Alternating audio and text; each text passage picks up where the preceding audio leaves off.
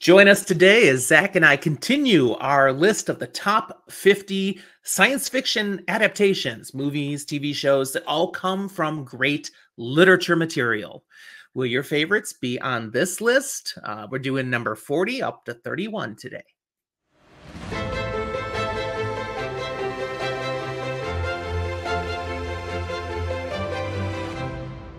Hi there, and welcome to Fantasy for the Ages, the show where father and son sit down and talk about, well, today not fantasy books. I'm the son of that equation, Zach. And I'm the father, Jim.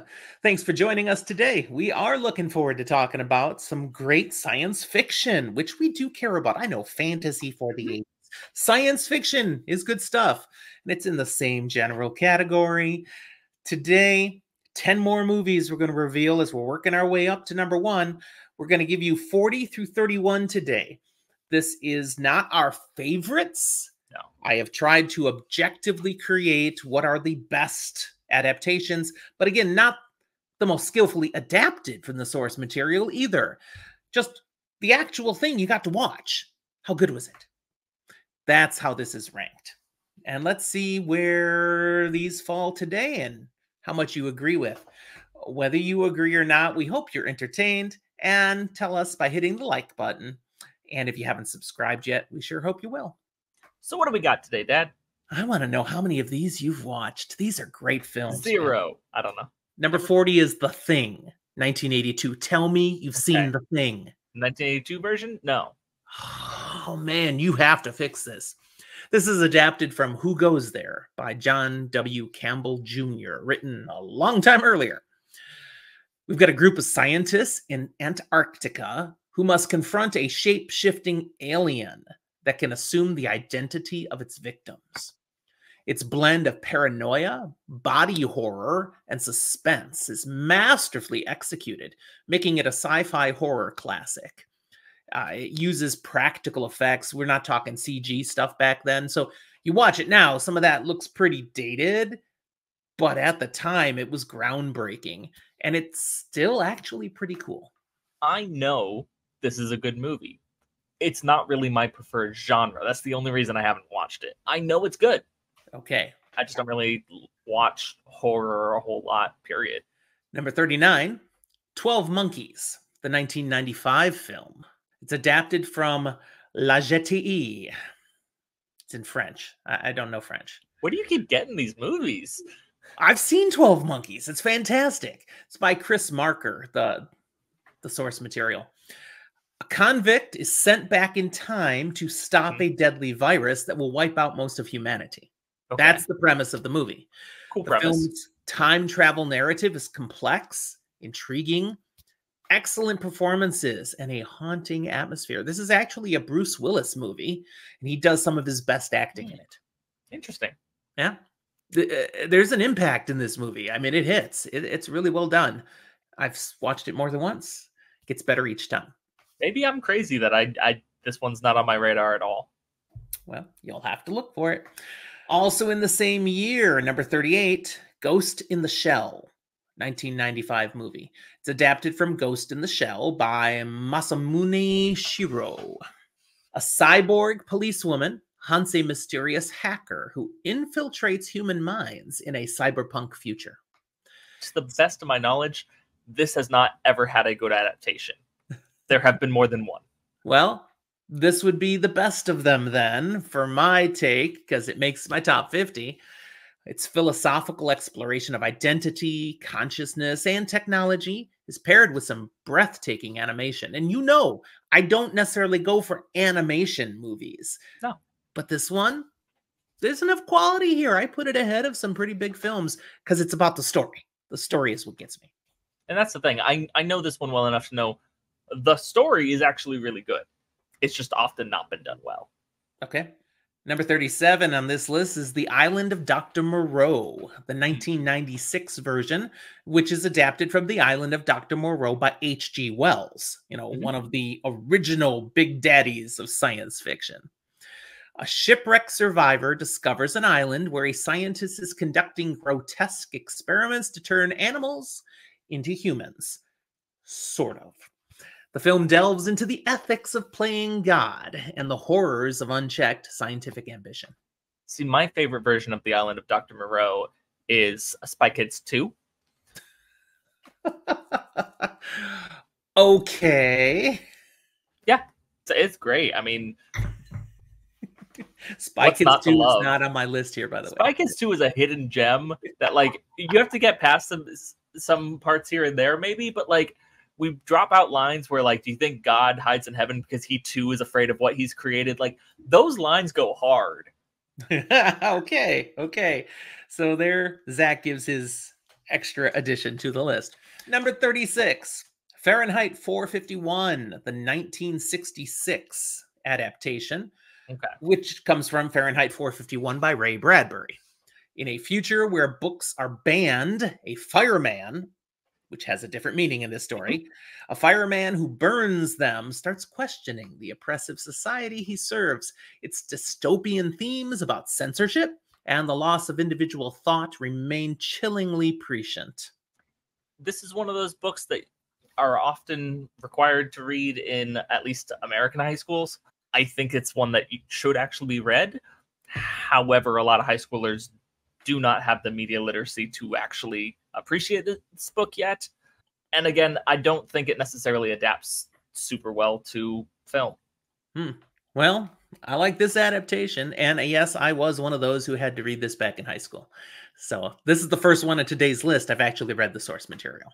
And I like Ray Bradbury. I've read a lot of his stuff by choice. Number 35, which is another one where I've read the source material. But the source material, okay, this one's kind of a funky one.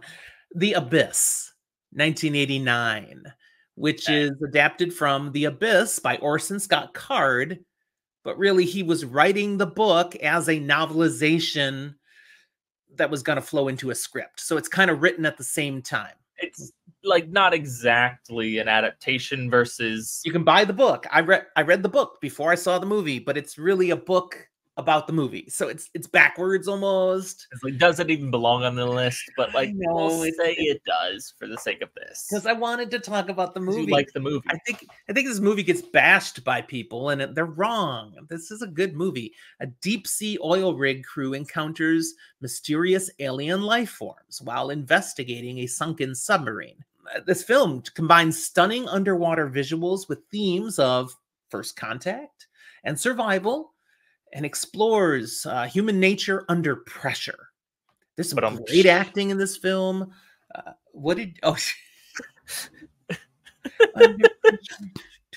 Anyway, they're under pressure. Yes, indeed. Have you seen The Abyss? No. The James Cameron film. It's good. It's worthy. I'm not enamored by James Cameron necessarily. I mean, like, makes some stunning visuals. Yes. Are very arguably a good director. I'm not really someone who clings to, this director. That's just not me. Might be more Rach that she has directors she loves, but Okay. Number 34, Invasion of the Body Snatchers. The 1978 remake, really, because there's an earlier one back in the 50s, I think, which is good, but this one's better. This is adapted from The Body Snatchers by Jack Finney, where we have alien spores that invade Earth, transforming humans into emotionless duplicates.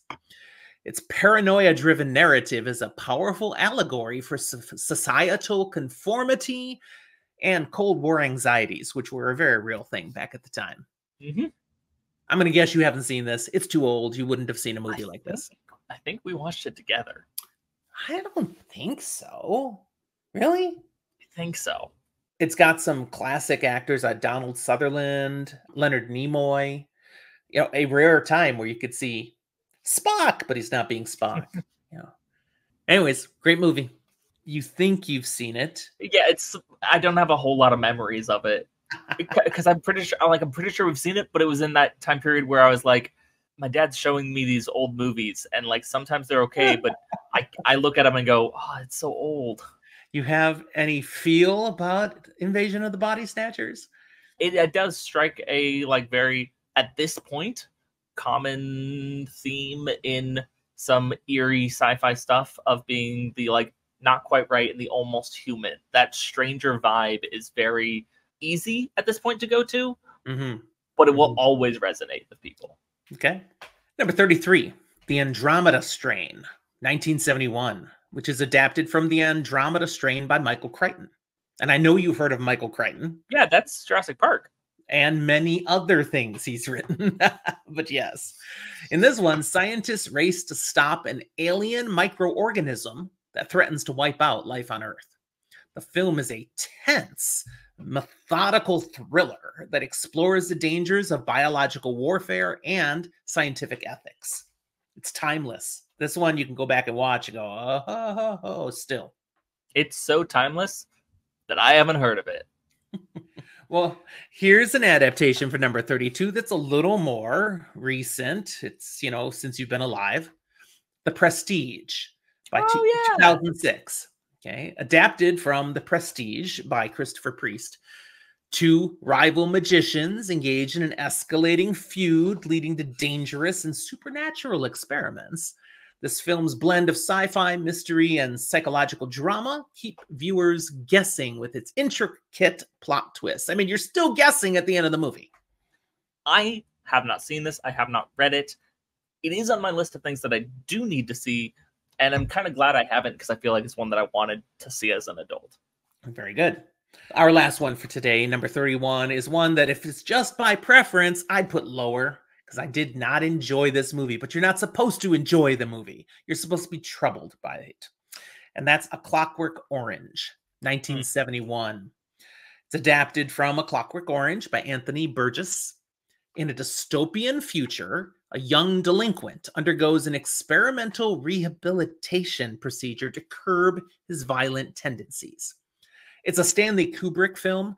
His adaptation delves into free will, morality, and government control, disturbing visuals and dark humor. You do not watch this movie and have a pleasant experience. You don't. It's troubling. A lot of people consider this to be kind of a classic, something that everybody should watch.